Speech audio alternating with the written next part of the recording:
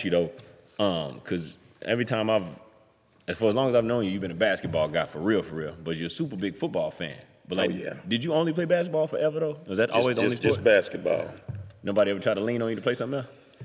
Coach Lyles at Monroe went out. He said, "Man, you got to come play football.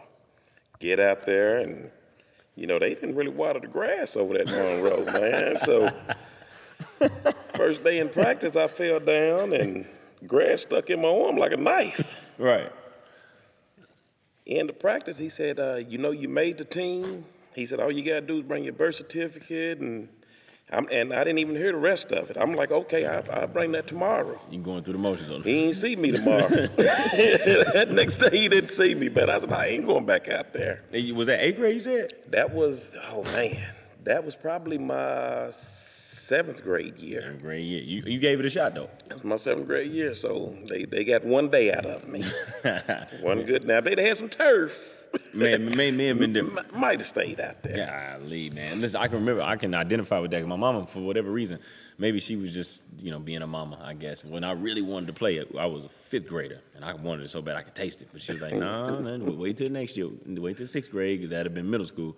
And I still to this day, don't know what the logic was behind waiting one more year to 6th grade. Something about that magic number 6. Did you play your 6th grade year? No. She said wait till your 7th grade year? No, I don't. Maybe she knew that I was going to, not really be committed. Okay. So when it was my choice, I was like, I think I'm going to stay in this controlled climate right here, man, basketball.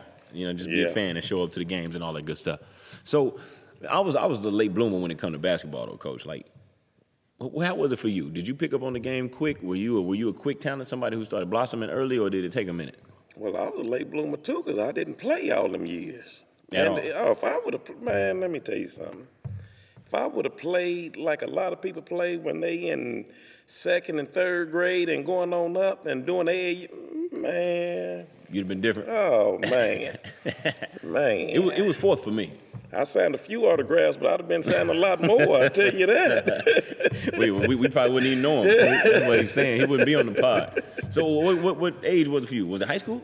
I played my, I played my 7th grade year at Monroe. All right, that was year 1. And we had a pretty good team there. Yeah. Had a pretty good team there. Better yet, you take people like, and I'm gonna kind of stay on Monroe for a quick second here. All right, I'm rolling. When I saw Prentice Elliott now play, we had a pretty good team. But when I saw Prentice Elliott team play, I said, them boys pretty dang good. But now the best team that I ever seen play over at Monroe, that was with, and I'm not being biased, because my brother played on that team, but that was my brother's now team. And they were, when I was in the 6th grade, they was in 8th grade. Okay, 2 years. Which that would have been James Asbury on that team. They had players like Arbor Adams, one of the point guards, I think. They call him Monk. I can't think his real name, but I want to say he's on that state championship team with Big Mike Jameson now. And McLean, the 1990. McLean. I think he's on that picture. But he was a bad point guard. Yeah. Marcus Morrow was on that team. Yeah, Marcus Morrow. Morrow. That's a cool dude, man. Oh, man, he going to be... Bow-legged in the mud. Man, that boy going to be 95 years old, going to still be pimp walking. He got that natural walk like music is playing. Yeah, he's hearing music all the time. But they had a squad. They was doing the Nelly stuff before Nelly was out. Oh, yeah? Oh, they just try to get another team's head, man. They come out one game, and everybody's like, what are they doing? Each player got a Band-Aid up on their eye. Make it look like they've been into a fight already. Right, so now we right. can get ready to fight. Oh, man, they was bad. Psychological. Coached by one of the best coaches around here, too. Oh, yeah? Who was that? Worley Holmes. Ooh, okay. Coach Worley Holmes. That's a name I ain't heard in a long time. Boy, I seen him have my brother now like this here, coming in and out of games. This hand here with a jersey and this hand here balled up. Boy, I'm telling you. Hit it with the Ric Flair, you know what I'm saying? But he had them boys playing, though. Right. Man, I never seen nobody play like that. He had them boys playing. That's actually a good segue. I'm glad you said that because, me and you, we talk a lot about the differences in being able to coach then versus, what you can and can't do now when it comes to coaching. Man, was it ever hard for you at any point, even if it was just for a day, to take what now would be considered tough coaching? Because you considered a tough coach. Did you ever have some trouble? Like, man, I don't know, man. This coach, man, he getting to me a little bit. Well, that was the reason why I didn't play my 8th grade year. Because Worley Holmes was the coach. Right. And I saw how he coached my brother, and I was like, man, I don't think I can play for that guy. Nah, I don't want no part of that. You got to realize the coach that I had at first, he was a preacher. Coach Bell, he was a preacher too. So, a little bit different. Yeah, a little bit. I mean, he got in us. Yeah. He got in us. But I mean, it wasn't like what Worley Holmes was doing. So I think I'd take this year off. So I only played my 7th grade year in middle school. That was it. Jesus, well, that was it. Then you get to high school, right? And you playing for the legendary Coach Clark, who respectfully was a fool too, right? Me and him couldn't stand each other. All right, couldn't stand each other, man. And you know, and when I work with kids, and I always tell kids, I always told my players, one thing I don't do is lie to people. Right. You know, and when I was in high school, man, we were some fools. But we were some good fools, right? You know. When you say good fools, you mean like you know where the line was? We knew where the line was going to be drawn at, and the school can still control us. There you go. They can control us. We wasn't those type of fools that ended up on, Yeah, that you read about. Wasn't no first 48 clowns. I understand. Yes. I understand. To me, that says one thing, that no matter what shenanigans y'all were up to, basketball was still important. Yeah, well, at the time, though, because I wasn't playing. My freshman year, I didn't play. You didn't play at all? You didn't play varsity? Man, I'd never forget one of the counselors, when we was doing my schedule, one of the counselors said, do you like basketball? We got to get you in the elective. Do you like basketball? I said, yeah. I said, I love playing basketball. She said, well, okay, we'll just put you in this class. We'll put you in this class. She didn't tell me it was basketball. Right? So we get in there, and matter of fact, it was, I can't think of his first name, but Coach Hamrick was the head coach over there at the time. And, man, he got us in there doing 2-line layups. And so my friend, Monroe Alexander, he said, me and him sitting there talking, and I said, man, this don't seem like no PE class. It's feeling a lot like practice. Yeah. I said, man, when do you start doing 2-line layups in gym? So then finally he tell us we on the team, and we doing these, the lane passes, the old school stuff that you start off with. Right. And I told the coach, I said, hey, man, I didn't want to play basketball for no school. I said, I just play in the backyards around the neighborhood. Sandlot. And I just want to play in gym at school. That's it. I don't want to play for no team. Well, Sidney, but the way you shoot it, you need to be, no, I can shoot it over there in the backyards, So I didn't play. So he said, well, I'll tell you what we'll do. We'll put you back in gym. Mm-hmm. You get your all-star team together, and when I need you to come scrimmage, then y'all can come scrimmage. So, and they would call us in every now and then, and we would go in there and scrimmage against the team, which I still knock down some shots. Yeah. So, I didn't play until, I think it was the following year. As a sophomore then? Well, that's when Kelly Clarkson came into town. Me and Kelly we didn't see eye to eye. And Coach Lyons came with him, right? Danny Lyons came over there too.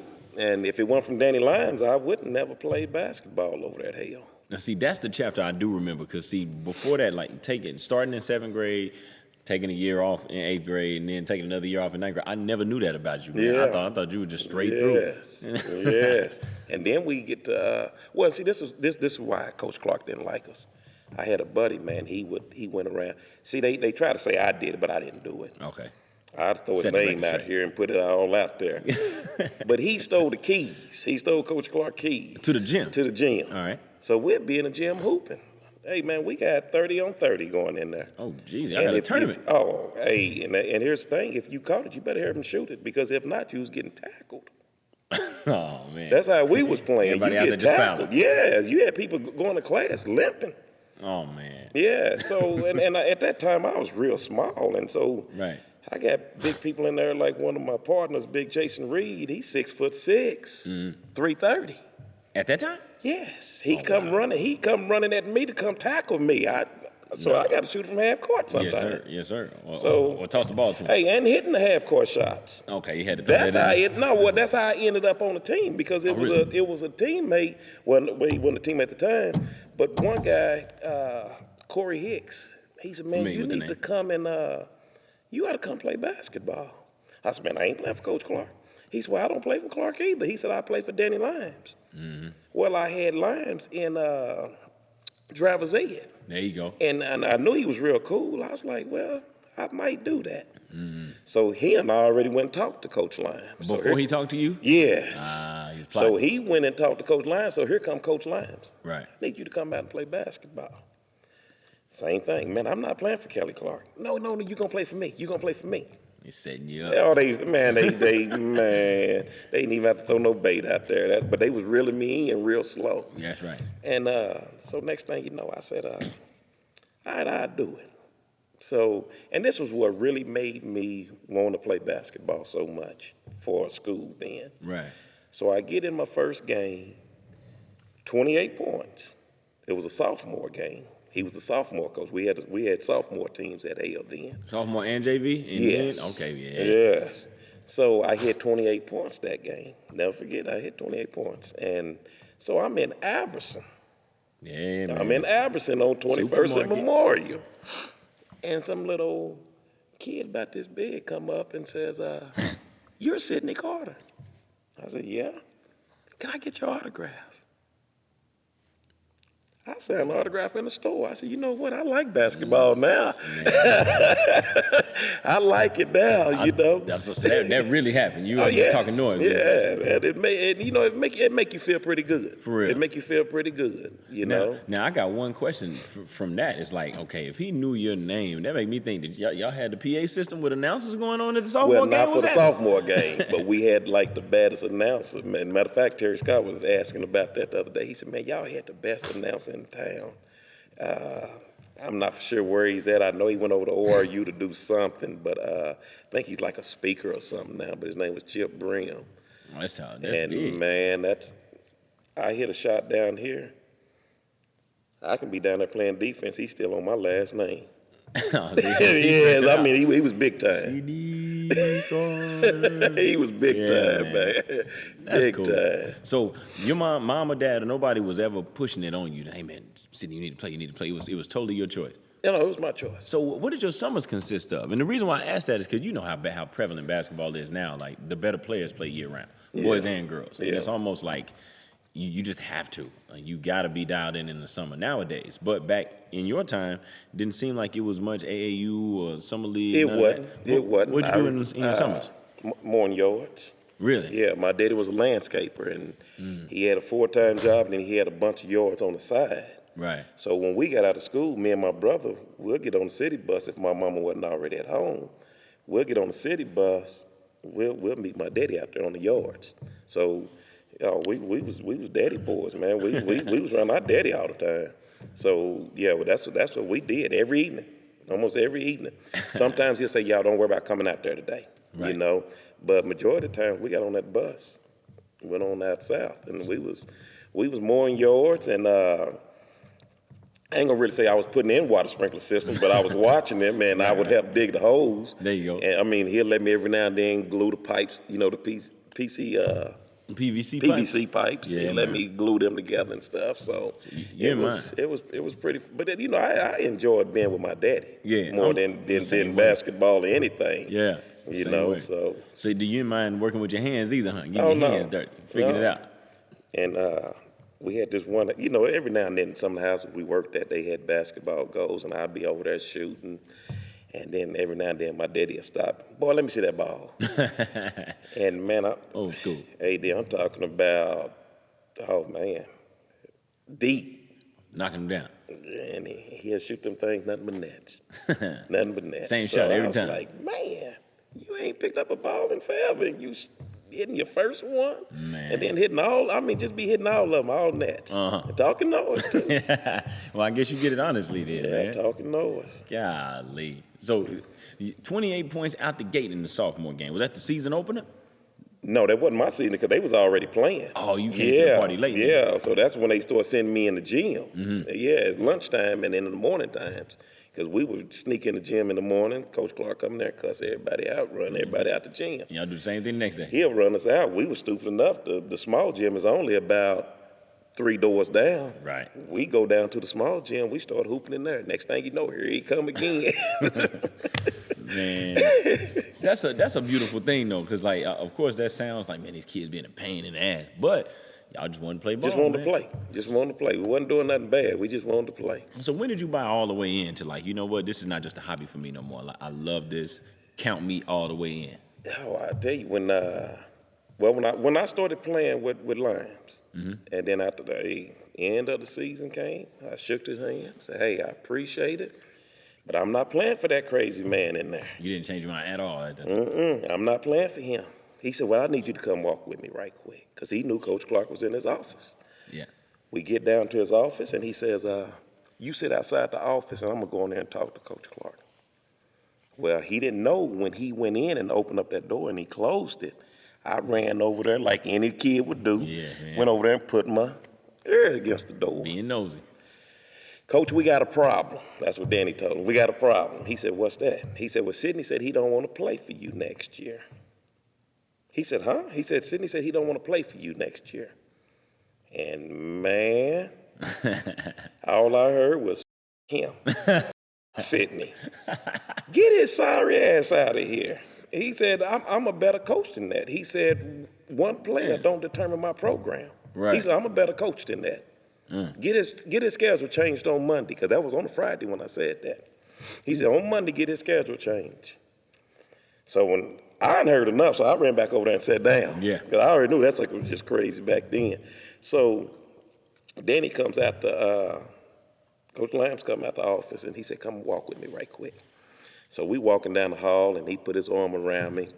He said, "Well, after talking to Coach Clark, he really wants you to be a part of the program." So, he didn't know I had my ear to the door the whole time, man. You didn't call him out on it at all, did you?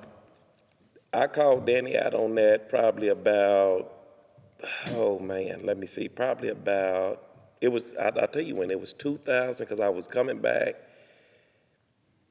that's when I was coaching at Southeastern Oklahoma State. And I said, "Danny, have you ever lied to me?" He said, "No, I never lied to you."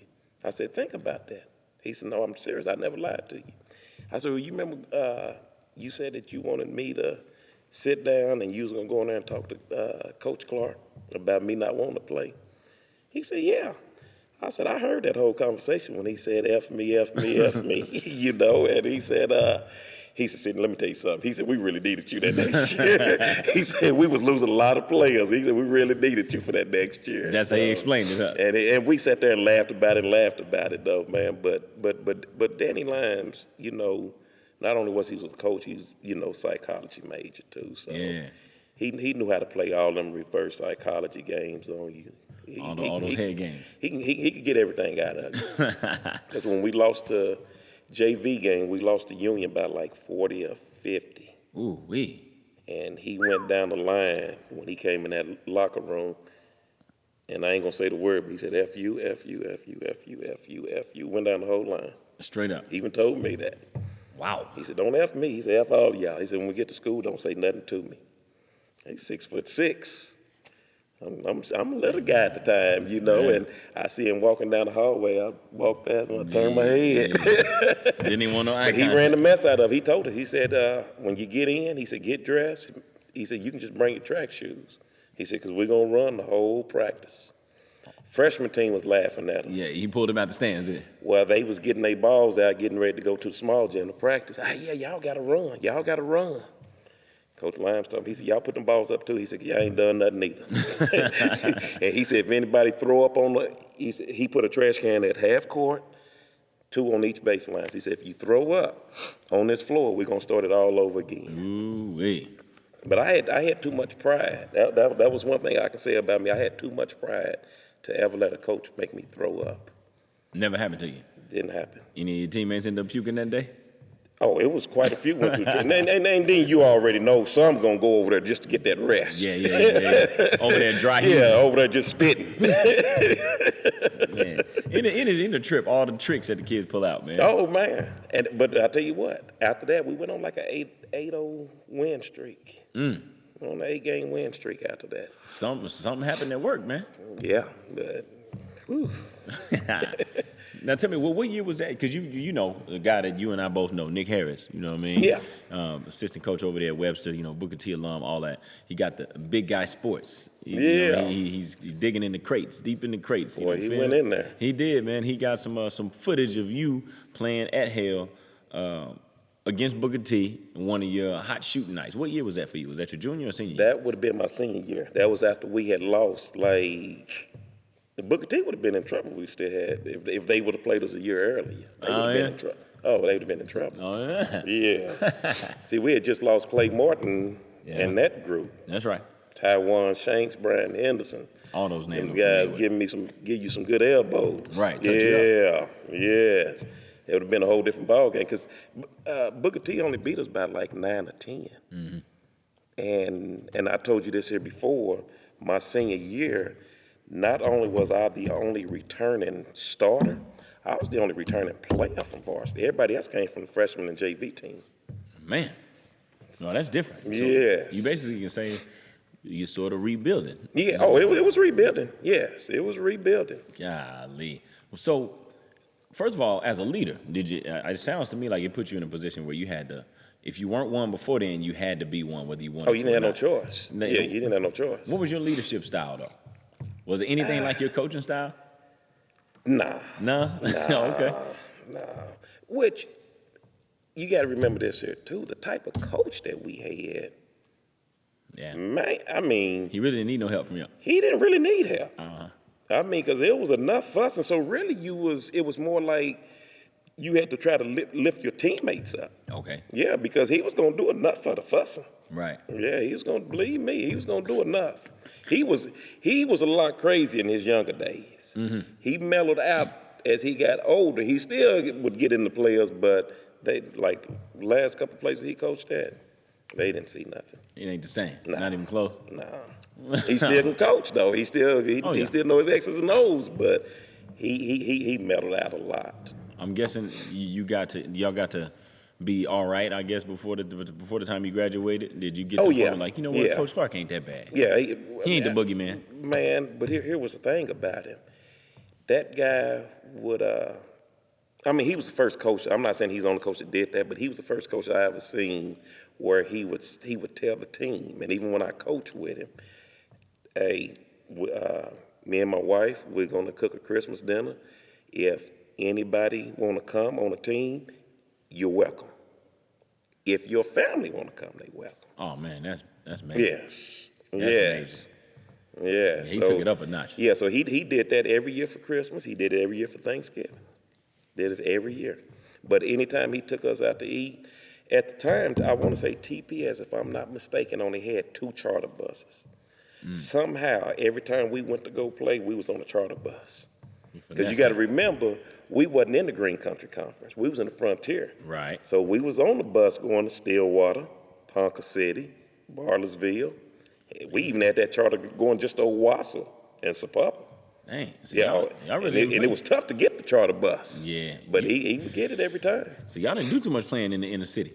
No, it wasn't nothing like getting your car, just drive over there. Yeah. You know? See, I guess I'm the era after you. I'm used to, man, we can get in our cars and go wherever, Memorial, Edison, Booker T, McLean, whatever, we there. Yeah. So within 10 to 15 minutes, we there. Yeah. Not the same with y'all, though, huh? No. But now, when we did play in town, I want to say that we did pretty much drive, though. You know, because everybody pretty much had cars. So we did drive. We didn't have to take the bus then. Right. But like I say, a lot of games on the road, because if we wasn't playing at home, we out of town. It's really on the road. Yes. Yes. You got sort of an interesting journey from the time you graduated high school. So I guess that would say, did you graduate at 17 or 18 years old? Because you got an August birthday. 18. Okay, so from age 18 to about like 23, did you go to college right out of high school? I went right out of high school. Went down to NEO. Right. Hated it. I was thinking about the house every day. Right. Miss Mode home cooked meals. Mm-hmm. You know, mm-hmm. I didn't want to be there. I did not want to be there. And I was there for no, I take that back. I was there for a few days. So basically, I just went down there and visited. That's it. And I called my sister, say, hey, I already got my car packed. I'm heading back to the house. Straight So up. I came on back to Tulsa, and everybody talked me into going back second semester. So I went back second semester. Back to NEO? Yes. Okay. And I still hated it. Did you at least finish I finished out that semester, though. I said, I can't go back home this quick. There you go. But I ended up finishing out the semester. Finished out the semester, and then I left college alone. I left it alone, and then I was in Tulsa. And I don't know, AD, if I wasn't the first guy, I don't know. I hadn't seen it.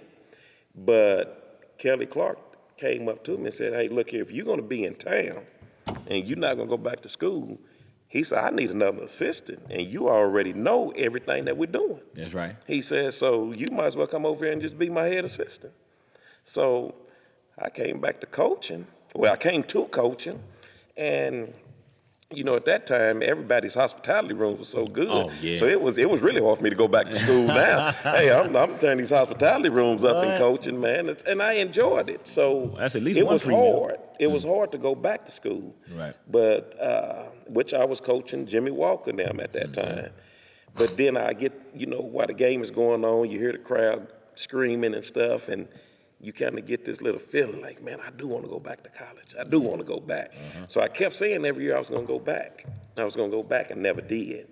And I remember Tom Hankins. Yeah. Tom Hankins, Who are you? which I think he's with the Indiana Pacers now. I remember Tom Hankins, and I think even Cooper said it, that he was coaching with over at East Central. But that's when they was coaching at East Central. He ain't going to go back. He ain't going to go back. He's not going to go back. Did you hear that like through the grapevine? No, I heard him say it while we was right there in the gym. Because I was telling somebody I was going to go back. And I can understand why they say that, because most people, people hear that so much that I'm going to go back, and that person never goes back, And he wasn't the reason I went back, though, but I heard him say that. And, It stuck with you? Yeah. So I ended up going back when I was 24. 24. Which I'm an August baby, so 25 before the season started. Yeah, man, you OG for real. And we're going to get there, but what I really want to jump into now is I thought I started coaching relatively young when I was 22, like fresh out of college, right after I graduated. Yeah. But you started 18, 19, No. Right? To be truthfully honest with you, I started when I was around about, what was I, around about 16 or 17. Really? Me, Big Jimmy Walker. Yeah. And Coach Friday. That was Keywan Jones' stepdaddy. All right. I and see the so link. we three sitting there coaching them, Cedric Walker and Keywan Jones. And I had to look at these two daddies. Jimmy get mad at Keywan. He pulled Keywan out. So now Friday is trying to find something that Cedric had done wrong. So I'm pulling Cedric out. Oh, my God. They going at it. I had to kind of be like the peacemaker over there with them. So, but I'm sitting up there coaching with them. So it was wild. So I was really coaching when I was in high school. Man, so you had a knack for it early then. Yeah. Didn't even know it. Yeah, didn't know it. What I always think is very interesting about that is, because it's a different form of communication when we in the same generation. Yeah. It's like if I'm 18 and you're 16, I can't gripe at you like I'm 10 or 15 years older than you. You know what I mean? But I've only known one style of coaching from you, and that's up-tempo, in you, hollering, fussing. Not necessarily because you're mad, but just because it's that urgent. You know, and that's the energy I want you to play with. So, like, did it take a minute for you to tap into that, or were you just right out the gate, no matter what? Right out the gate, man. You weren't even scared? I looked up, man. I was like, man.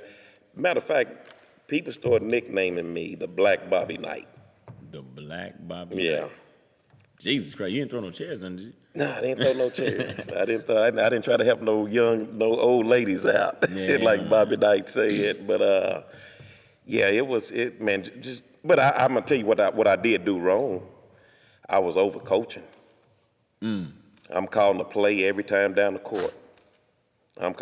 Instead of letting these guys play. Using their instincts, huh? Yeah, and then, you feel good, boy. You get the clapping, chest stick out every time they score off of something that you call. I did that. That's a good call right there, Coach. Yeah. You got to go through that, though, I suppose. No, like, what did you notice that, like, in hindsight or in the moment? Like, wait a minute, I need to dial it back.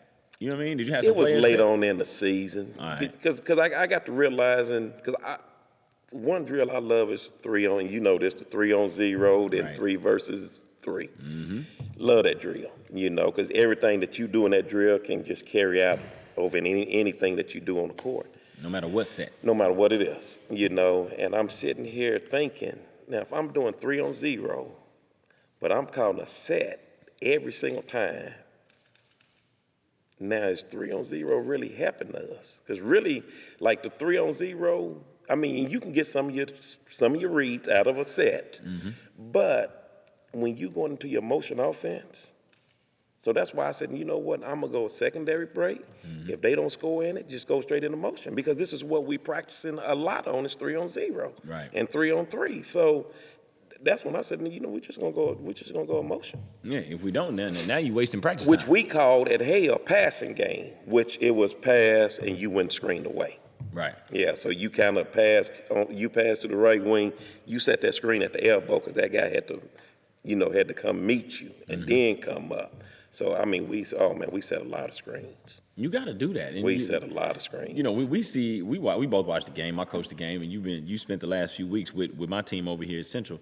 And for whatever reason, our natural instinct, after we get rid of the ball, if we can get them to get rid of it, after they make that pass, we either just stand and watch it, we start drifting, or we go chase it and go set a ball screen like we in the pros. Well, it's because what they see nowadays. Yeah.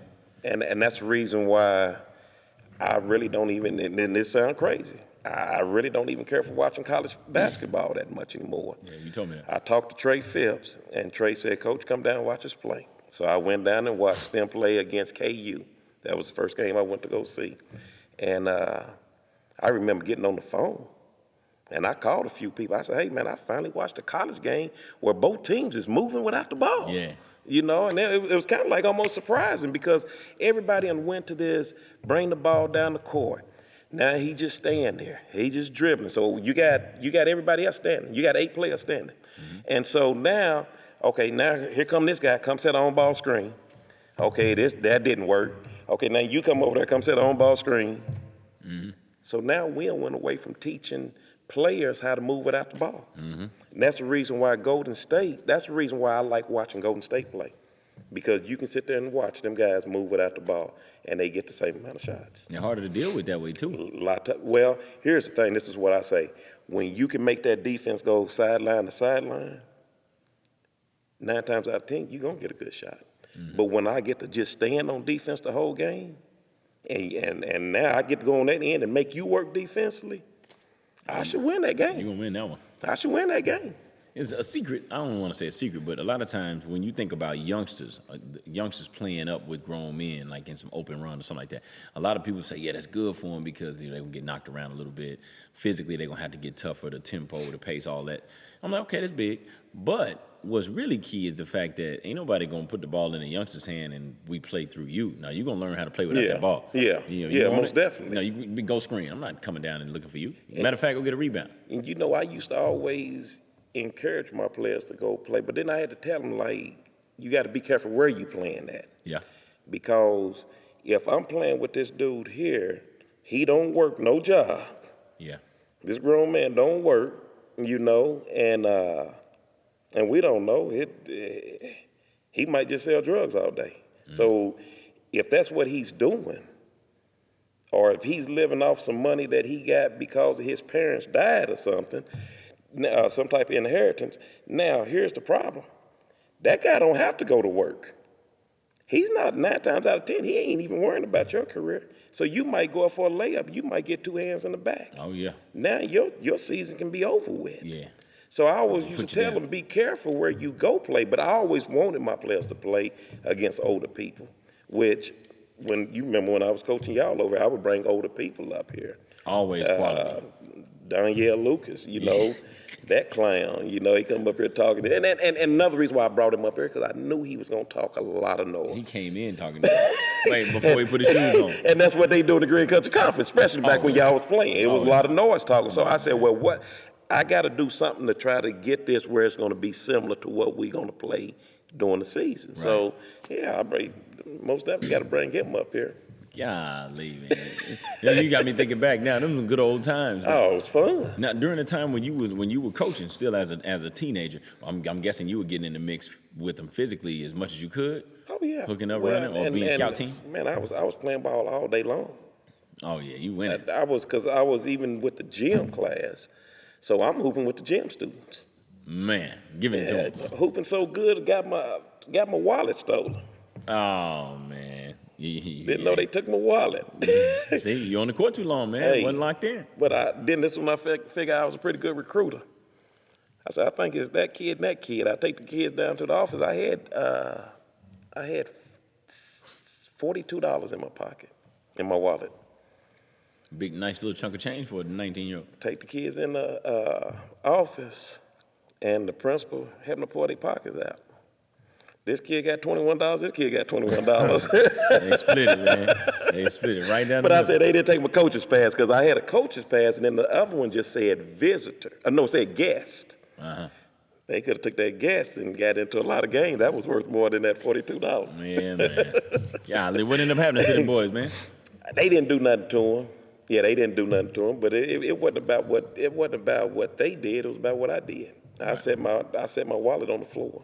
Mm-hmm. in a gym full of students, So that was my fault. That's big what you just said, because we talk a lot about. Because I would have took it too. Yeah, well, same. Hey, and you're justified. Like, I'm gonna teach this guy a lesson. You know what I mean? But we talk to our guys about accountability all the time, and I've heard several sermons from you when you were speaking to us when we were playing for you, and other teams that you've coached since then. It's like I think they always are so quick to look at what happened to them without necessarily looking at the part that they played in whatever happened to them. Same thing on the court, because there's a reason why I don't coach the officials. I don't get on them at all, because first of all, a lot of the times when we get the whistle that we think was a bad one, it's because we were out of position, or late on a rotation, or we're doing something that we coach against every day, or we're not doing something that we coach you to do every day. It's like, okay, yeah, this happened. That's the bottom line. Yeah. But what led to that is what you did or what you didn't do. Exactly. And they don't necessarily want to look at that. So you looking at it that way, I think, is key, man. You just dropped a gem on the sneak right there. Now, when you went back to school at 24, you say? 24. Where in the hell did you go then? Not back to NEO, right? Not back to NEO. Went to Murray State. All right. Yeah, went to Murray State. And how'd you end up there? Man, me, Cedric Walker, and Tony Wilson that played at Rogers. I coached Tony Wilson at Rogers. I knew both of them was getting ready to go to college because that was their senior year. Mm-hmm. And so we went and did a few different trials. We went down to Redlands. We went to, I can't even remember the place we went. I remember we went to, what's the one in St. Gregory's down in Shawnee. Shawnee, not there anymore, but yeah. Yeah, went to St. Gregory's. And that's really where I thought I was going to really get my shot, because I went in there, man, I was lighting them boys up like Curry. Serious. Like Curry, huh? Yeah, like that. The head coach got so mad, he said, give me my all-star team, which was his starting five. Right. He said, now, Sidney, I want to see you go against my all-stars. Mm-hmm. Well, it was worse against them. You should have kept your JV players out here. Oh, see. And, man, what was my guy name from Muskogee that was pretty good? Oh, brother, you over my head on that one. I hadn't heard that tale. I'm having to get the details on that. Did you ran into him down there? Well, we was down there trying out together, and I remember him telling me, he said, man, they giving you a full ride. Mm-hmm. They giving you a full ride. And they didn't talk to none of us. Golly. They didn't talk to none of us, man. So I don't know if it was, because I didn't really talk no noise, but when I did shoot a shot, and I let that hand stay up there a little longer and bouncing on one leg, so they probably must thought, what? This dude feeling himself too much. He's a nut, so we don't want him. Man, when you went back like his name was Dante or something. I can't remember that dude's name down there. Yeah, knowing you gonna do your research after it's over to figure it out. And if I come up with it, I'm gonna throw it out there. Yeah. Now, was the driving force for you going back to school to finish playing, or did you want to go and finish what you started from an academic standpoint? It was more of going getting an education, and I don't know why, but I decided to just go back and finish on up, and some of it was from hearing some people saying, "Oh, you'll never go back," Right. and so I just went on in there and got it over with, man. And the good thing about it, I still had eligibility, so I said, I might as well go ahead and play. And you played how many more years? Just 2? I just did the 2. All And right. Southeastern came to the game, and he said, man, we'd like for you to come on ahead and play down here in Southeastern. I said, I can only play on one occasion. He said, what's that? I said, I need a vet rule. He said, what's a vet rule? I said, I ain't got to practice every day. He said, well, no, I can't let you do that. Load management. I said, well, I'll tell you what I do. I said, I've been talking to Tim Bart, and Tim told me, since you want to coach, if you get to the point to where, because you are up in age a little bit, he said, if you get to the point that you do want to just coach once you leave, he said, get that coaching on your resume. He said, so, be a student assistant. And so that's what I told Coach Rob. I said, I want to be a student assistant. And he said, but I want you to come try to play first. And then if it don't work out, then be a coach. I'd rather come coach. And then he told me, he said, I'm hearing the stuff that you saying to your teammates on the court, what your coach should be saying. He said, so I just want you to know. He said, I'm already aware that you coached already in high school. He said, so you come in as a student assistant. He said, you're not going to have the role of a student assistant. He said, you're going to have a role as my assistant. Mm-hmm. And he said, I'm putting you in recruiting cars, and you're going to go recruit too, So, matter of fact, we playing the NSU, at the NSU. And I never forget, he sat down. He said, Coach Carter, you got him. So from the I'm beginning of the standing. game? Well, it wasn't from the beginning. It was right in the middle. It was like in the first half, right in the middle of the game. And was it getting out of hand one way or the other? No, it was a close game. Oh, he was looking Yeah, out he for you just said, then. hey, you take over. I'm sitting down. So he he sat feeding the down. fire. Felt pretty good. Okay. Now, it kind of felt kind of bad, though, because his head assistant is sitting right there. Oh, no, see, that's rough. Yeah, head That's assistant rough. sitting right there. So I was like, whoa, what is that about? I didn't know if it was something going on, but I guess it wasn't. That's tricky right there, because I remember I was coaching with Coach Jeffries last year over in Millwood. And But I'm going to say this here, what you though. got? And something I always used to tell you, credibility can't be given to you. You got to earn it. That's true. That's true. And sometimes his assistant would leave practice if it was on a Wednesday because he had to go to church. Well, And he knew how much I would go watch basketball games too, because if we wasn't playing, we already got the other team scouted, so Right. we wasn't playing. I'm at a Class B school game or something. Right? I'm at Durant High School game, so seeing who's I who. was always at a game. Yeah, I was always at a game. See, when I was in college, I've never been to a party in person. I've been to a club probably 2 times in my entire life. In your life. And you don't drink. So it's don't like- drink. And here's the bad thing. I don't drink, can't dance. So what's the use of me going to the club anyway? You're going to hold up the wall. Ain't no use of me going. That's real. That's real. Man, so you had no skepticism at all standing up and coaching, huh? Oh, no. Man, I almost had the opportunity to do that when I was in Millwood last year, because Coach Jeffries he was a little under the weather that particular night, and I remember that it was a stretch for him to even be on the sideline coaching. And he was like, man, right before tip-off, he was like, man, I may have to sit down on this one. I may have to have you stand up and coach him. And like immediately, I told him this, but I don't know if I really just kept it all the way honest with him, but I wasn't comfortable with that at all, because all I could think about, maybe I was overthinking it, but the only thing I could think of was, okay, if I get up here and let us start doing something, if it ever looks like the boys are responding to me in a better way or whatever reason, now we got to listen to this chirping about, oh, you doing a better job than cool. You always gonna hear that anyway. You know what I'm anyway, saying? though. And I was like, man, I don't even need that narrative. And so he went on and toughed it out once I told him. I was like, nah, I'm not really feeling that idea. 'Cause, Yeah. you know what I mean? And it's like, it ain't got nothing, it would have nothing to do with his job, with him as a coach and that. But, coaches, players, whenever they hear from somebody they don't usually hear from, they give you a little bit more for some reason. Yeah, You know? yeah. But I'm just glad Well, it didn't and play out that it way. could just be that day too, that they just having a good game. Just that day, It's just it could be just timing. Which I mean, I heard the same thing with T. Scott. You know, Yeah. Coach Carter, if you wouldn't have came over, them boys would have won the championship. You know, but here's the thing: Scott did his thing, I did my thing. We just put it together. Yeah, that's right. We put it together. Now, the big thing that I looked at was we got to shaping up this discipline. Well, let's shaping up this discipline part. That was my biggest concern. Yeah. Let's get this discipline, because I know how much discipline can win games for you. Yeah. And we have I said, a if we whole can get lot. this discipline and we get this defense where we need to get it, we're going to be all right. Yeah, the 2 Ds. That's it. And we That's definitely, it. during the time that you came over here, we definitely had some baggage, man. Oh, yeah. That we needed to Oh, get yeah. rid of. And the baggage is always talented guys that could help if they had their head on straight. But here's the thing. What school in TPS didn't have it? That's right.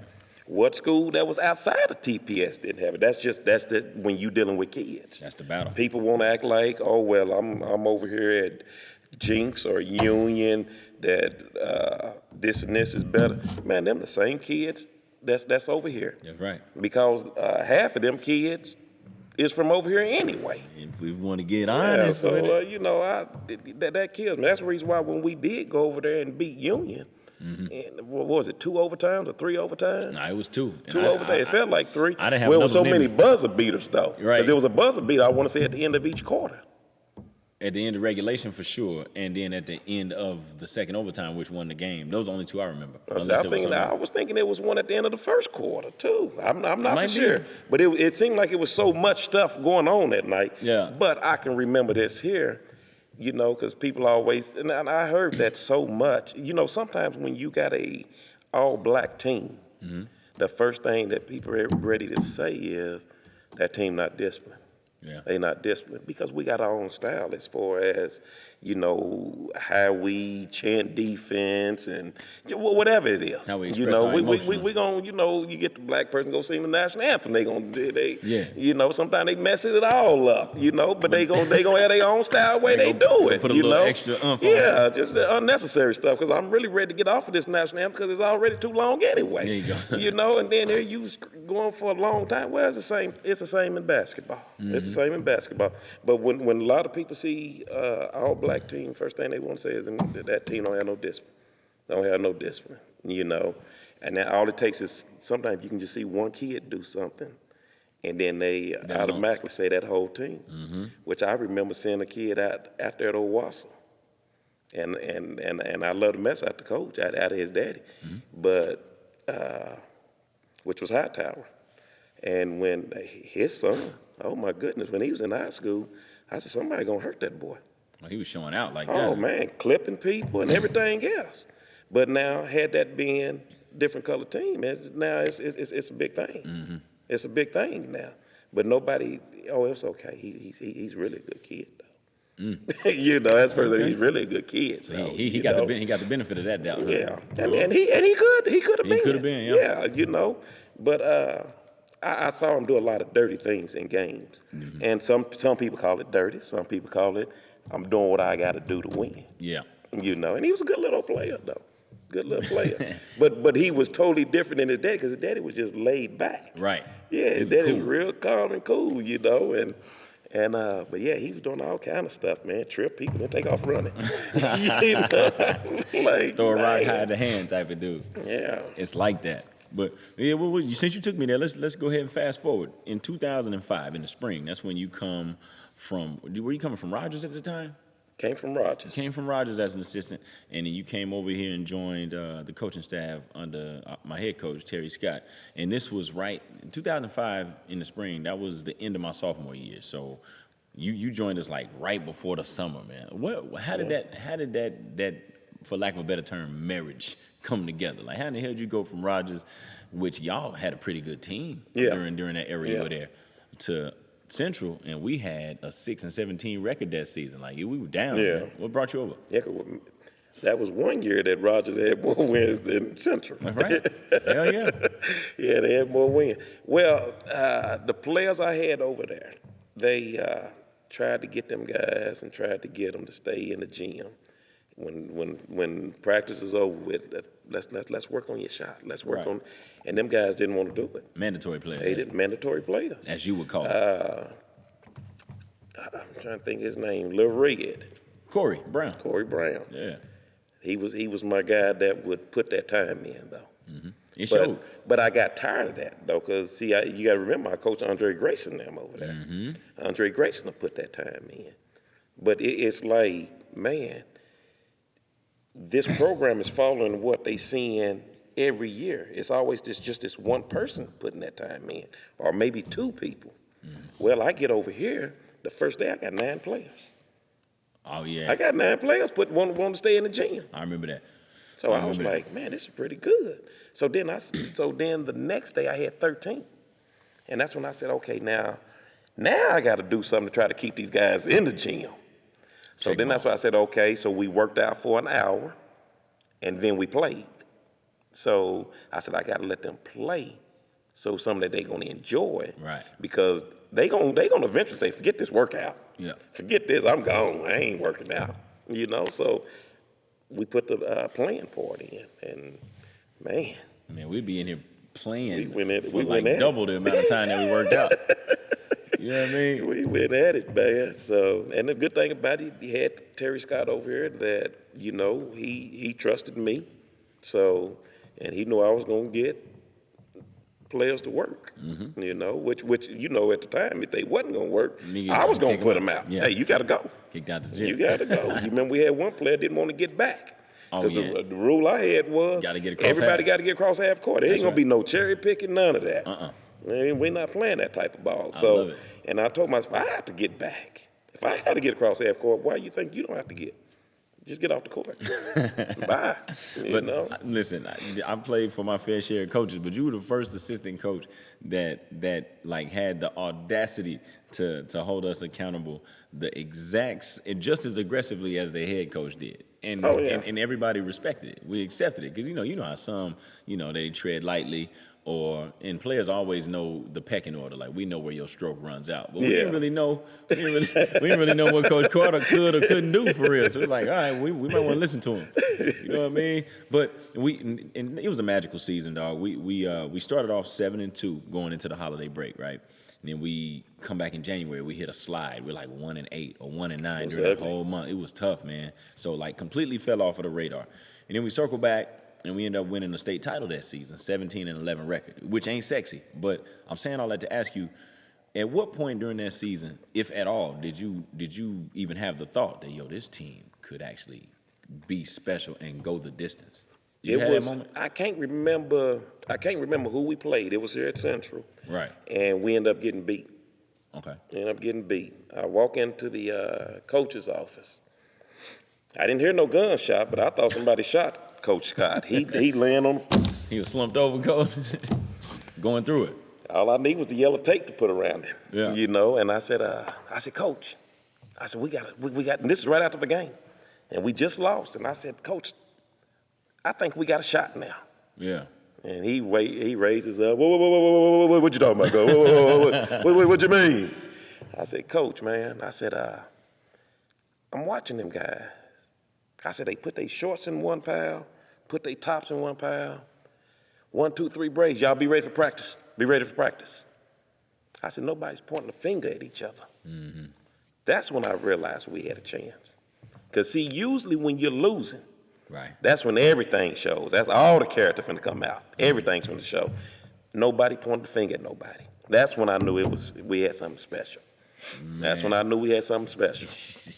And it turned out to be that. It turned out to be that. Like during that whole run, like what would you say was a memory that sticks out to you the most about the actual run? Once we started picking up the steam, because right then we were in the slump still. But once we got back rolling, and I remember being at the regional tournament in Claremore, and I just really remember thinking, coaches always say, man, we can one game at a time. Yeah. But when we see that bracket, we're gonna start looking like, man, we could go here, we could go here.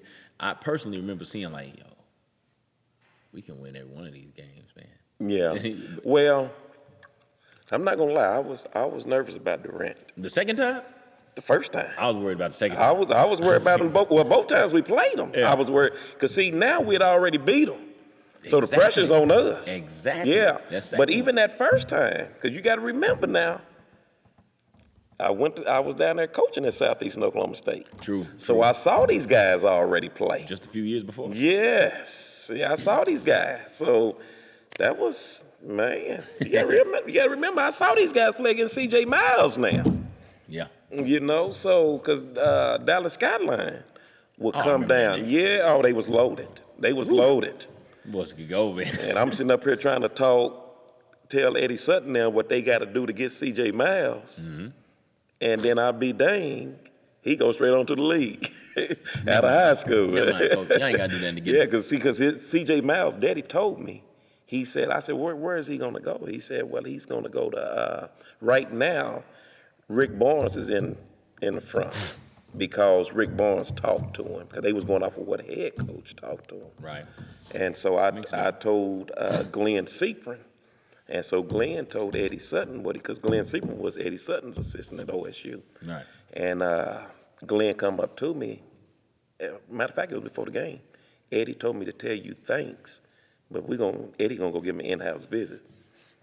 But he ended up going straight on to the league anyway, though. And nobody can argue with that. You know, if you got that option, you got to go. Well, you my son, you ain't got no choice. Speaking of, you got two sons now. You know, right? And I know you had one, you lost one. Yeah. But your oldest, Diedrich, is Diedrich, what is he, 21 now, 22? 23. 23 years old. Oh, I'm thinking.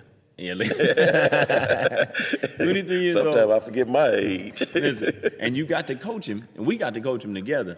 And like anybody who knows the two of you, y'all's personalities couldn't be more different. Like, you know what I mean? He's so like cool, and it makes you mad sometimes. It would make you mad anyway. It almost just seemed like he'd just be out there not even trying, but he'd be making things happen on that court. It'd be effortless. Like, how hard was it to coach your son? The reason why I asked that is because like I was told by Derek Lewis, who we both know, you either too hard on him or you're not hard enough on him. Like I know you were super hard on him though. I felt like I was just about the same as I was on everybody else, though. Did you enjoy coaching him though? Oh yeah, that's good. Oh yeah. I felt like I was about the same as everybody else on it, but at the same time, I felt like I kind of took a step back because I told you got it. Yeah. Yeah, you got it. But I said, if you let him go, then I'm going to get him. I had to get him. I'm going to get him. That sucker, man. Yeah, I'm going to get him. But he might have been one of the coolest players I've ever seen score 30-plus. Right. That can score 30-plus any night. Mm-hmm. You know, but... Didn't look like he was sweating. If I could have done some of the stuff that he could do. And I could at least went overseas. Yeah, you got to see the country. Got some millions. All right. Now you got to share this story with me with the listeners, because you told me about how he used to watch games when he was a little boy at home, like during the commercial break. Oh man. Yeah, he had a regimen. Like what was his regimen, man, watching the game? Man, he had his Little Tykes basketball goal, and that was his first goal that he got. His grandma bought it for him. And he would keep it in the corner in the living room. Right. And so he'll watch the game the whole time. He's looking at the NBA game or a college game. He's looking at the game. He's got his water bottle, like he's really playing, and a towel sitting right next to him and the basketball. So as soon as they go to a commercial, now he's up there, he's shooting, then he'll go try to dunk it. And I mean, he would be shooting these long shots that's going, I'm talking about they going all net. I'm like, boy, shooting that ball, you know.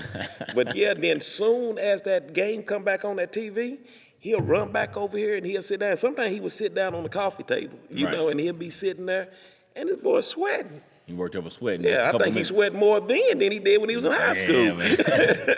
He wasn't cool yet. No, got to play hard now. But yeah, I'm playing hard at the age of 2 and 3. Being over there drinking his water, dab with the towel. It was wild though. It was really funny though, man. Because his grandpa said, Sidney, you got to come see this. You got to see this. This boy be playing ball, because he was staying with his mama. And so I get over there and they show me like. I said, I thought you were just talking. He was like, man, I told you, he do this the whole game. The whole game. I was like, that's wild. But then here was the thing. I'd take him to a basketball game. At the time, I was coaching at Tahlequah High School. And so we was playing, matter of fact, I think we was playing out in Coweta. So I went and picked him up before the game and took him with me. and told one of the other coaches, I said, hey, can you watch him run to the concession stand? And so I go to the concession stand, come back, and Jay Herron was the coach. He said, man, I don't know how. He said, it's nowhere in the world. He said, this boy here, he said his head was just going with the game. Didn't even move. He said, man, that would have been mine. He'd have been trying to run all over the gym. He said, but he said he didn't move. He stayed right there, but he was just looking at, and that's how he was. He was really a basketball. He was like a guru long time ago, you know. Yeah, so he wasn't interrupting all the games like Trey Pettit. No, oh, man. Trey stopped every game in Tulsa, man. You can be playing the AAU game out there at Oral Roberts, referee blowing the whistle. Little Trey Pettit come over there and get the ball off the court. It's all at half court. Always. Well, if you don't hold that ball. Now, how's little Sidney now? You know what I mean? In relation or in comparison to Dedrick when he was little. Well, he saw what Nick Harris put out there. And so when he saw that post. Oh, your footage. Yes, he saw that post. Back in the day. So he said he had his little ball, had his goal out, and boy, he shot it, and now he's trying to sound like the announcer, Sidney Carter, you know, all that for a long time. And then he told his mama, he said, Mama, Daddy never missed a shot in high school because he only saw those 3 shots. Saw the makes. So he said, Daddy never missed a shot in high school. Mm-hmm. And I started to put him to the side and say, look here, boy, if your daddy never missed a shot, boy, your mama might be Brazilian. Here you go with the wildness. Because I would have been overseas now. So you'd have been doing something a little different. You a wild boy, You've been a little mixed. No, man.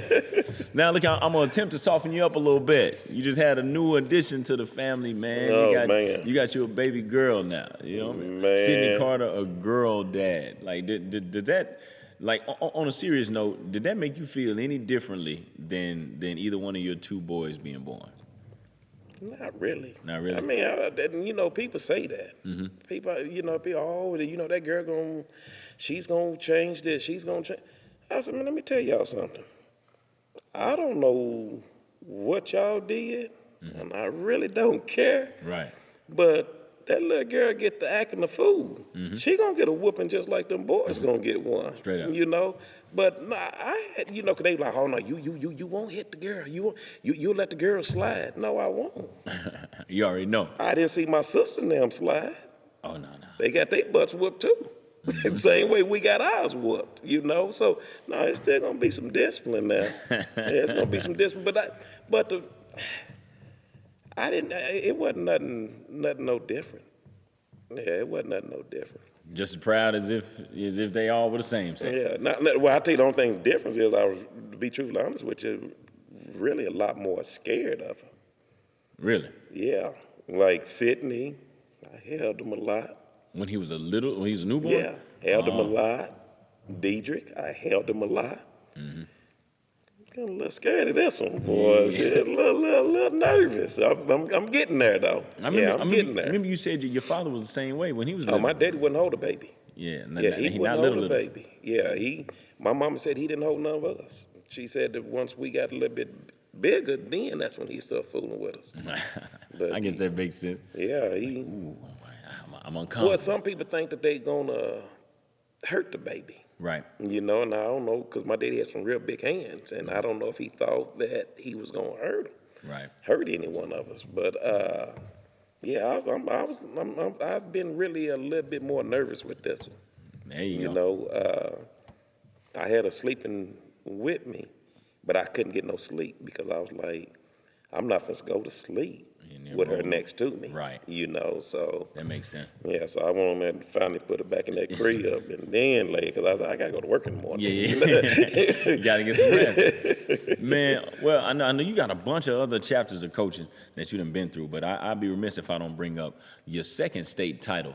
All right, you got to join the staff at Verdigris, right? In the 2007-2008 campaign, right? About halfway through the season, you got to coach one of the better players to come through the state of Oklahoma, especially in recent history, Rodney Clark. Yeah. Talk about that run and that kid's work ethic, because a lot of people, to the common mind, they think it's just God-given. You just show up and do this, but you know better. Man, I'll tell you this here. I had my AAU teams. Right. And when I was coaching out there at Verdigris, see, I didn't even have a key to the gym. I didn't need a key to the gym. Oh, yeah? Didn't need a key to the gym. Whenever my team was getting ready to practice, Rodney Clark already in the gym.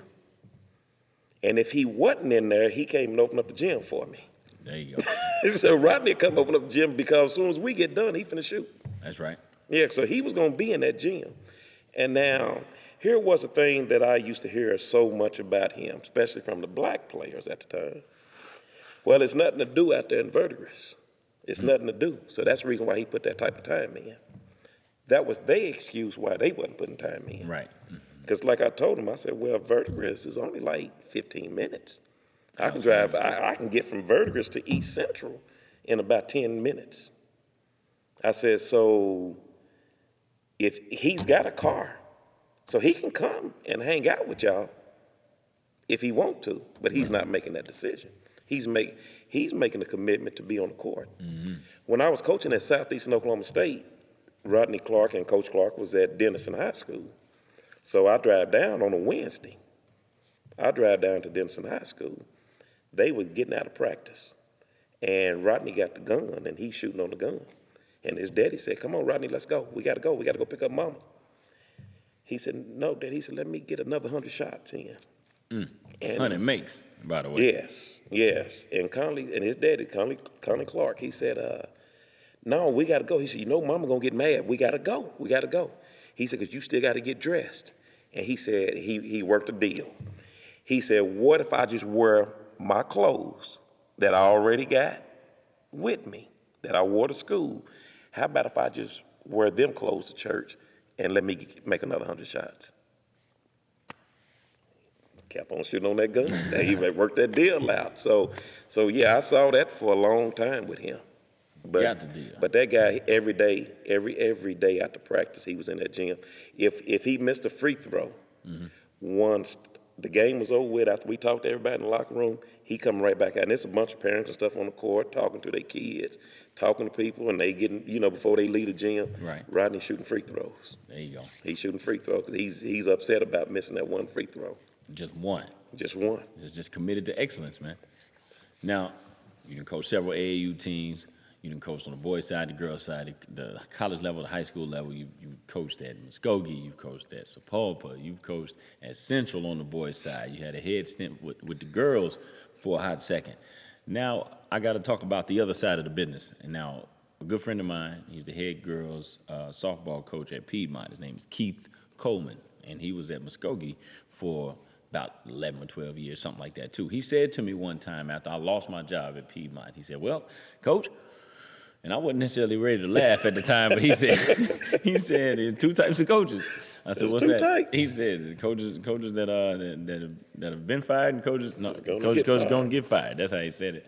And I was like, man, I just had to laugh. Like, yeah, I guess you're right. And so I joined. Statement. Yeah, and I've been on both sides of it now. And so have you. You made a joke the other day. You said, man, I've been fired more times than anybody. Man, what's that like? Me and Stone Cold Steve Austin run the tight race. Oh, yeah. You tell somebody to go shove it. Man, was it rough for you the first time it ever happened to you? Not really. Not really? Mm-mm. Well, because this is why I always look at it, AD. Any program that I go to, I feel that program need me more than I need that program. Okay, yeah. Because that's a good point. When I was coaching here, I wasn't getting 6 digits. Nah. I wasn't getting no 100,000. I wasn't getting 200,000. So you can fire me because what you paying me, I can make that anywhere. So, and that was the thing. It was never about the money. It was. My thing was, I think what a lot of people didn't understand, and I was sitting there, and it kind of hit home, which you was there a while ago too, at Keith Miller's funeral, and you heard them just talking about passion, right. All the passion that he had, and that's what a lot of people overlook. A lot of people overlook your passion that you have for things, Anything that I ever did when I came to coach, I didn't coach. Like when I coached you, I didn't coach Janet. I didn't coach Ron. I coached you. I coached your brother. Right. You see what I'm saying? Not the parents. Coach you and Nate, and that's why you tell everybody, I don't coach the parents. I can care less if this parent is pissed off at me or not. I don't care. Because at the end of the day, you're not going to be able to satisfy every single parent. Mm-hmm. You can't do it. And when you start focusing on all of these parents, now you're not focusing on your team. That's true. You're not focusing on your team. You remember when I first came over here and they said something about, he's too hard on those players. That's right. And I said, you know what? I said, JV team didn't win one game last year. We 1-0 right now. I ain't got to worry about nothing but that team. That's real. That's real. It kind of had the Doug Wojcik attitude. Yeah. First of all, I'm saying what I'm saying. I'm better than y'all. Yeah. Have you ever done some self inventory to where you had a moment where you had to get up in somebody a player that you really like, or make something to that effect to where you like, man, I think I may have missed an opportunity right here, or maybe I overdid my part a little bit. You ever had a moment like that in your career where you're like, man, this moment I'm not the most proud of? Probably the biggest one that I probably wasn't the most proud of was AAU game, and I felt like the referee just really screwed the mess out of us, and I chased that referee because the door was right up under this goal. All right. And we was in Kansas, and that referee took off, and boy, he ran through that door and locked that door, and I ran over there to the door, and I'm trying to get that thing open. And my sister said Deidre was what number, like probably about 6 years old at the time, 6 or 7. And she said, Deidre said, look at my daddy going to get that referee. Oh. You know what I'm saying? Laugh at it now, but it's like, Yeah, so, but man, I don't regret anything though, man. I mean, because here's the thing. Tell me one person that go to their job, and I'm not even talking about coaches. I'm talking about just people in general. What person can just really say they went to work and did everything right every single day?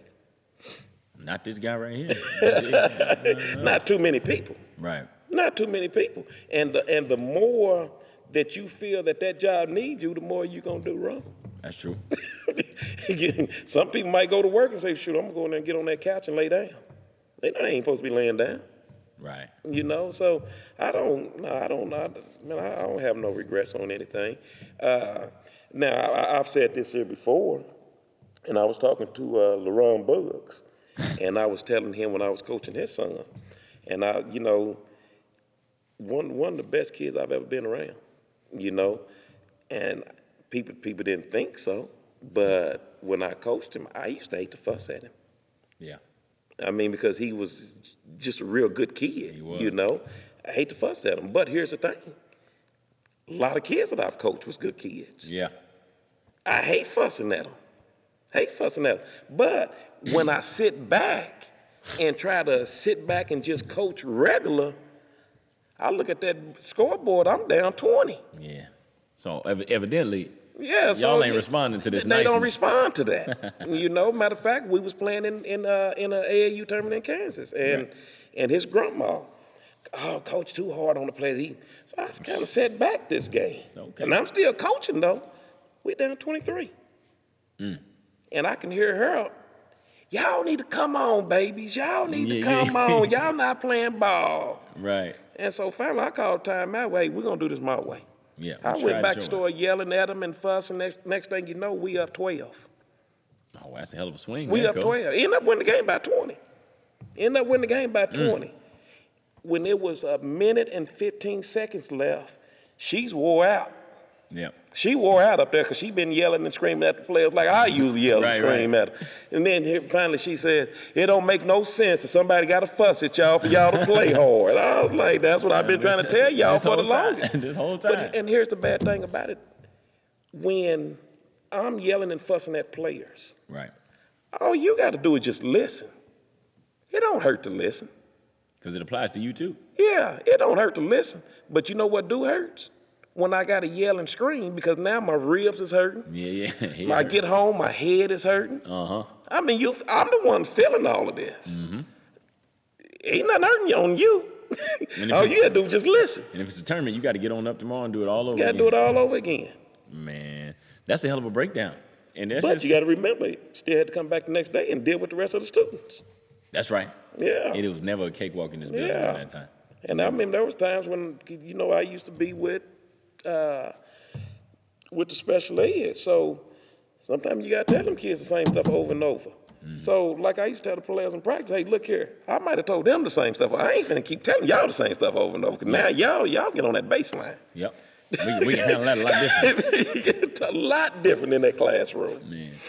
Coach, you got a lot of people that you've impacted and had a lot of influence on, from the Josh Berrys of the world, Jimmy Walker, myself, DJ Birmingham, Jeremy Ford. These are just names right off the top of my head. But if you sift through all of those names of kids that you coached and people that you just shared the gym with, whether it's playing pickup back in the Rogers days, and in the Central days, and in the Muskogee days, a lot of them reach out to you when they need some advice on certain things or when they need some feedback on something. I know I hit you up sometimes too, but who does the go-to guy go to?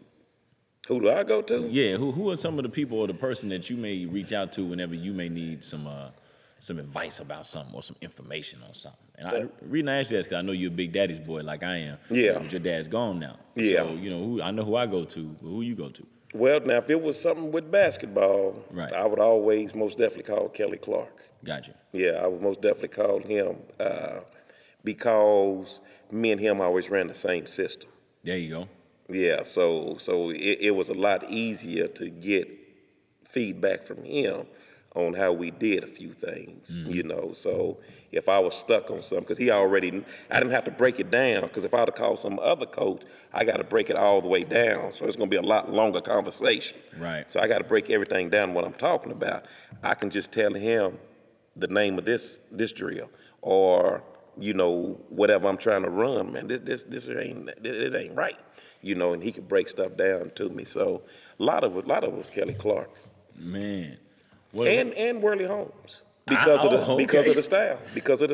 The same coaches you were like, Yeah. man, I don't even want to play for And them. them was the two that was I thought was the craziest ones of all time. The two boogeymen. Yes. Yeah, I just talked to Worley Holmes a lot when I was coaching.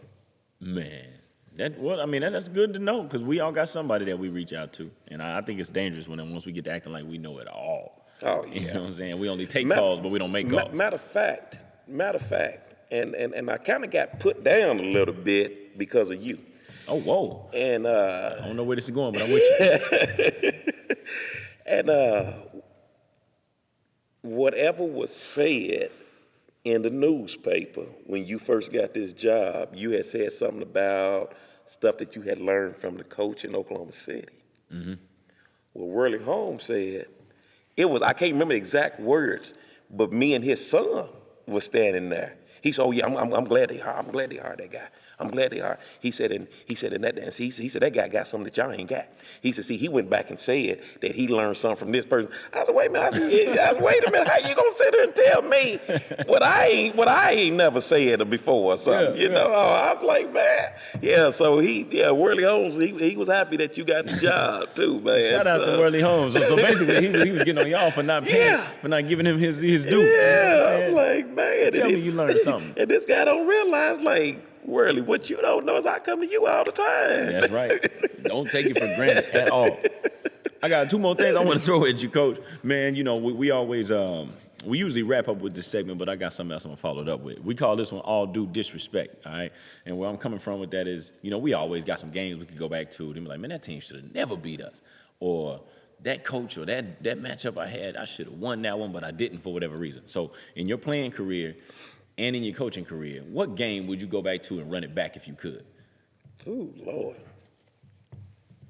Well, I lost quite a few games, man. I didn't expect you to say that, man. I'll tell you one. It was my junior year, and still to this day, and I teach players on this because I felt like I lost the game for us. Okay. We were winning, and I'm on the 3-point line. Mm-hmm. I got a player wide open on the block. I jump up in the air to make a pass to him. I want to say it was Capitol Hill, too. Mm. Somebody jumps in front of him, so I turn around and throw the ball back to Clay Martin. Uh-oh. Guy jumps in front of him and steals it on the sideline. Now, I done gave everything I got. I'm sprinting back. This is probably the fastest I've ever ran in my life, Trying to except clean for it when a up. dog is chasing me. That's right. But he's running down, go down there to shoot the layup, and I just dives out, and I hit the ball and knocks it out of bounds. They still got 1 second on the clock. And they couldn't get it in. They finally got in, throws up a backward shot up under the backboard. The ball just goes straight up in the air, goes in, beat us at the buzzer. Yeah. But if I don't jump in the air to make that pass, we win the game, because all they were going to do was foul me. That's right. You go to the line, Go to the cash free in. throw line. Yeah, so end up losing that game. That's why you always hear me say, do not jump in the air to make passes. And I've told players that I've coached, that lost me to, I think that would have put us in the state tournament. And I was the reason we lost. That's the way I am, Right. you know, and that's why I try to get players to understand. Sometimes when you can be a real player, anytime you lose, put it on yourself. Yeah. Do whatever you can to make it Put your it on fault. yourself, yes. Instead of pointing that finger, I wasn't gonna point the finger at nobody else.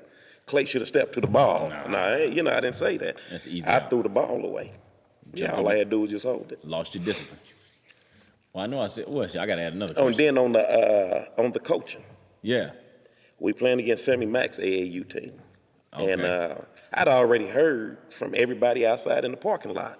This is a hardwood tournament. Right. Jim Cox. And we playing out there in Broken Arrow. And even Buck, Coach Buck. The legend. Man, no, I'm done. I know you my boy, but you finna get beat bad. They got Nolan Richardson over there. I said, Nolan who? Oh, yeah, you went there. Yeah, I said, Nolan who? I said, all right. I said, we're going over there and get and cheer for them then. Yeah. That's what I told him, go over there and cheer for them. Right. It was a hell of a game. Mm-hmm. They didn't know we were finna come out like that. Right. So it's back and forth. That's when they had Prentice Elliott. I can't think his first name. Payne. Eric Payne. Could shoot that thing. At EC. Could shoot it. But I knew he didn't want to go one way. Oh, okay. We got on that side. So what we did, we took away. See, when they went out of town to play people, yeah, they was beating people by 50 and 6 because the type of athletes they had. Right. But at the same time, I still knew every one of them had a weakness. Michael Jordan had a weakness, so y'all got to have a weakness too. Right. So we made them do their weaknesses. But here was the problem. I subbed Jeremy Ford out the game because I got pissed off at him. Mm-hmm. So I hit him and put him over on the sideline. And had to hit him first. and I forgot about him. I got so caught up in the game, and I forgot about him. And he better not say, Coach, I'm ready. Back Well, then, huh? At that time, he better not. But here was the thing. But- After that game, I told him, I said, if I got you sitting on that sideline, you better grab my shirt and do something. Yeah. Yeah, and I told the players, I said, look here, I'm coaching y'all by myself. I said, now, I don't want to just, Coach, I'm ready, Coach, I'm ready, Coach, I'm ready. I don't want to keep hearing that the whole time.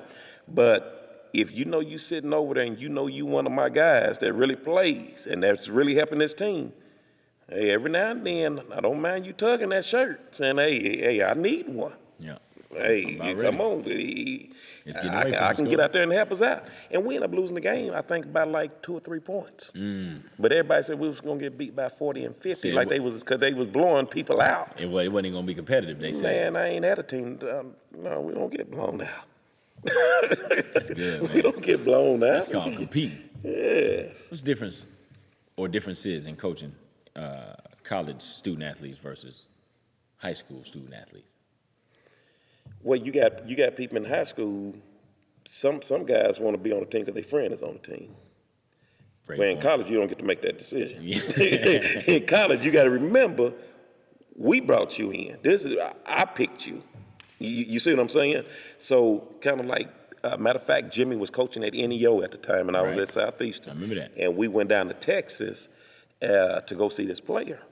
Well, remember, Jimmy also played at Southeastern. Right. So Jimmy know too what the coach that I'm coaching with, what type of players he wants. Exactly. So we going to see supposed to be one of the top players in Texas. You know, not top player for Division I, but top player that we can get at the Division II level, Right. Or at NEO. You know, and we went out there and watched this guy in warm up. He can't play for us. Oh, y'all Yeah, knew he that can't right play- off the rip. Can't play for us. Can't play for us. Just about the way he acted on the court, he can't play for us. We already knew that.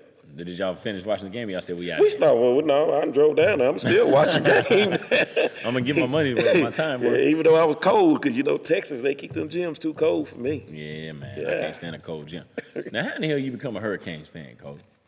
1986. 1986? 1986. Tell me about it. We was over my uncle's house. Right. And there was a bunch of us over there, and we getting ready to watch the OU versus Miami, which, Miami pretty much own OU still to this day. That's gonna be an unpopular opinion. And OU fans can't stand Miami. But everybody in the house was going for OU. Everybody. So I said, I gotta do something different. I'm gonna go for that team right there. That's and all. I've been a Miami fan ever since. And Miami smacked them around. Yeah. Smacked them around. You felt good about You always been scared of Miami. Always. Always. Even when we were on probation, they were still scared to play. That's the story, and he's sticking to it. We sticking with it. That's a great note to end on. Coach, you know how I feel about you, man, but I ain't never told you before, but I love you. I appreciate everything you've done for me, man, and we could do this all day. We probably going to kick it some more after I hit stop, but I appreciate you coming and blessing the show, my man. Love you too, man. Oh, yeah, we out of here.